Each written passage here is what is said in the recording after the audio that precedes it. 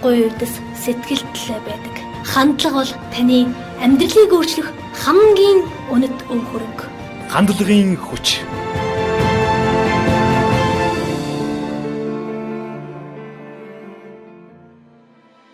Хандлагын хүч нэвтрүүлгийн өнөөдрийн дугаарт бизнесийн удирдлага хүмүүнлэгийн сургуулийн сэтгэл судлалын багш, сэтгэл зүйч, магистр Юмжирмаа оролцож байгаа. За энэ өдрийн мэнд хүргэе. За танд энэ өдрийн мэнд хүргэе. Тэгээ эрхэм сонсогчдоо өнөөдрийн мэндийг хүргье. Тэгээ өнөөдрийг эрч хүчтэй өгтөж байгаа хаа гэж найдаж байна. Тийм шүү. Таны эрч хүчтэй гэдэг энэ үгэн дээр дөрвөлөхөд ер нь бол хүн эрч хүч урам зоригоор жигүүрлэж хийж байгаа ажилдаа сэтгэл зүрхээ өгч хамт ажиллаж байгаа хүмүүстэйгээ их сайхан халуун дулаан уур амьсгал бүрдүүлэх энэ нөхцөл бол ерөөсө хандлага харилцаа юм л да. Тэгэхээр энэ хандлагын харилцааны олон сайхан жим харгуй арга барил байж тараад ярилцлагынхаа өмнө хүнд ер нь хандлага яагаад хэрэгтэй юм бэ? Хандлагыг юун түрүүнд төрн харилцааг эрхэмлэх ёстой юм бэ?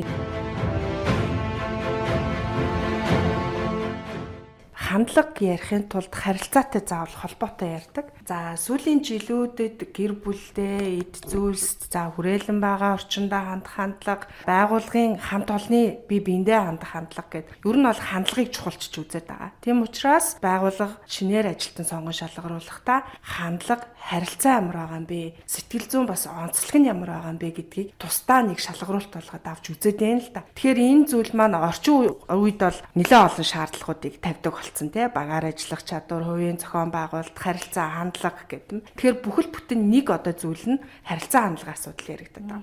За яг энэ харилцаа хандлагын асуудлыг ингээ аваад шинжлэх ухааны үндсэлтэйгээр бид нар тайлбарлая гэвэл сэтгэл судлалын шинжлэх ухаантай хамааралтай болчихж байгаа. Тэгэхээр сэтгэл судлалын шинжлэх ухаан маань дотроо 100 гаруй салбартай. Салбаруудыг ингээд аваад үзэхээр харилцааны сэтгэл судлалтай холбогддог. Дараагийнх нь юу вэ гэхээр удирдлагын сэтгэл судлалтай холбогддог.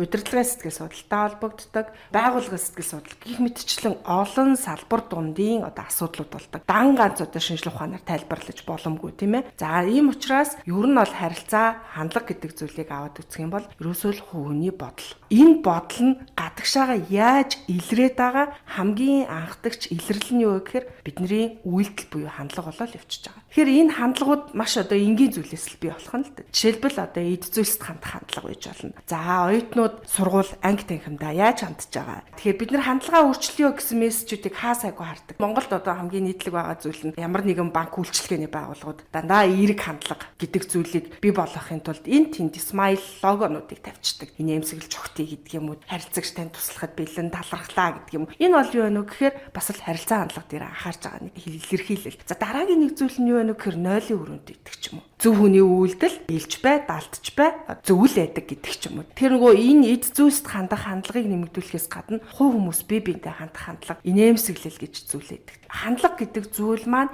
ерөнхийдөө халдварладаг гэж үздэг. Энийг ингээ аваад үзэх юм бол бүгдээрээ тайлбарлах юм бол сэтгэл хөдлөл хүртэл халдварладаг. За магадгүй өнөөдөр жоохон сэтгэл дундуур тийм миний ажил маань бүтэхгүй эсвэл би одоо замын их төвчрөл дунд би маш их стрессцэн бухимдсан байлаа гэж бодъё. За гэтэл энийг гэр бүлдээ ажлын хамт олондоо гаргаж болно. Тэгэхээр ингээд нөгөө сэтгэл хөдлөл халдварладаг. Энтэй адилхан хандлага маань хүртэл халдварладаг. Боловчжээ л та. Тийм учраас нөгөө инээмсэглэл quality smile гэдэг илдэг инээмсэглэл гэдэг зүйл маань бас хандлагыг өөрчлөх хамгийн чухал зүйл бол явчихдаг. За бид нар хин нэгэнтэй мэдлэгтэй дандаа л инээдэг шүү дээ. За магадгүй өөр тийшээ харж агаад бид нар инээгээд ч юм уу эсвэл тэр хүн лүгээ eye contact гэж ярьдаг харцаараа харилцаа холбоо үүсэхгүйгээр мэдлэх юм бол тэр харилцаа маань илүү таагүй хандлага болоо явчихдаг. Тэгэхээр хандлагыг аваад үзэх юм бол эерэг болон сөрөг хандлага гэж байдаг. Ингээ аваад үзэх юм бол аливаа зүйл ер нь бол хоёр талтай байдаг. Сэтгэл хөдлөл ч гэсэн эерэг болон сөрөг, зуршлыг аваад үзвэл эерэг зуршил, муу зуршил гэл. Тэгэхээр энэ хандлага гэдэг зүйл маань ихэвчлэн хүмүүс хандлагаа дандаа сөрөг байдлаар илэрхийлээд байгаа учраас сүүлийн жилүүдэд байгууллага, удирдлага, сэтгэл зүйчээс сургалт авъя. Манай ажилчдад хандлагыг л өөрчлөх сургалт авмаар байна гэдэг захиалгууд их ирдэг. Тэгэхээр энэ яагаад байгаа юм бэ гэхээр бид нэр эерэг хандлагыг бусдад түгэж чадахгүй байгаад байна. Энийг нь гэр бүлийн гишүүдэнч тэр, байгууллагын удирдлагынч тэр харчихсан ийм асуудал байгаад байгаа учраас энэ асуудлаа арилгахын тулд хандлагыг өөрчлөх сургалтыг авъя гэдэг ийм захиалга ирж байдаг. Хандлага нь маш олон зүйлд нөлөөлөд байгаа байхгүй.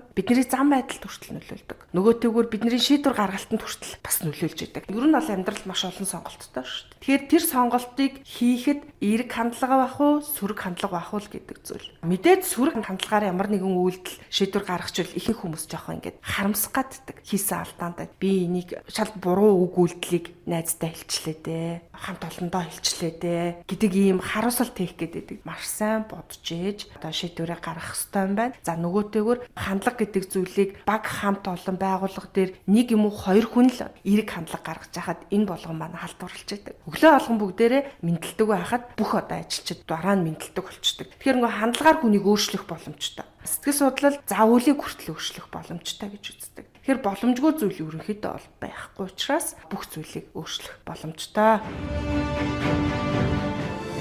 Хандлага амьдралыг үзэх үзлийг өөрчилнө. Хандлага хүний харьцааг өөрчилнө. Хандлага амьдралын сорил шалгууртай нүүр тулах аргыг бас өөрчилнө. Хандлагаа өөрчилж өөртөө өнгө нэмэх бодлынхоо талд зогсоорой. Хандлагын хүч нэвтрүүлэг.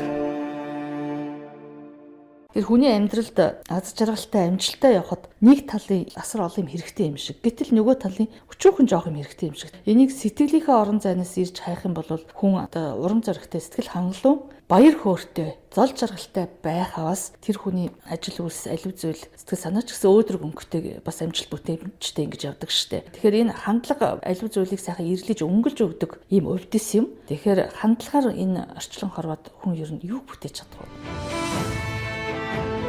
За бид нар ер нь бол хандлагаа өөрчилчих юм бол ирээдүйд хийх эерэг энэ болгоныг бол авах боломжтой болж байна л да. Хандлагаа бид нар өөрчлөх юм бол найз нөхөдтэй болж гин, тойрон хүрээлж байгаа хүмүүстэй хүндлэгдэж болж гин. Гэр бүлийнхаа одоо гишүүдэд харилцаа хандлага гэдэг зүйлээ бас өөрчилснөөрөө хайр халамжийг, урмын үгийг, магтаалыг гих мэдчлээ одоо бүхий л одоо нөгөө мөнгөөр худалдаж авах боломжгүй маш олон ийм харилцаатай холбоотой эерэг зүйлүүдийг авах боломжтой байгаад байгаа. Тэгэхээр энэ нь одоо бидний бусдад хандах магтаалын үг те бусдад чин сэтгэл гэдэг зүйл бас айгүй чухал авчдаг. Чин сэтгэлээсээ харьцах энэ болгон маань бидний сэтгэл судлалтай холбоотой, психиатай холбоотой яригадаад ингэ явцдаг. Өнөөдөр сайхан амжилтын түүх гэдэг юм уу бодит ийм үлгэрлэл манлайлал ярих юм бол энэ залуучуудаар игнийг бүрдүүлж байгаа энэ шинэ залуу компаниуд, байгууллагууд хоорондын харилцааг их эрхэмлдэг болж тийм ээ. Харилцаан дээр дөрүүлсэн хамт олонны соёлыг бий болгож тэрэн дээрээ амжилт бүтээлээ одоо ахиулах ийм зарчмыг их мөрдөж байна. Ажилд авах, ажлын ярилцлаганд орохоос эхсүүлээд хувь хүн өөрөө анхаарахаас гадна ажил олгогч өөрөө бас энэ дээр их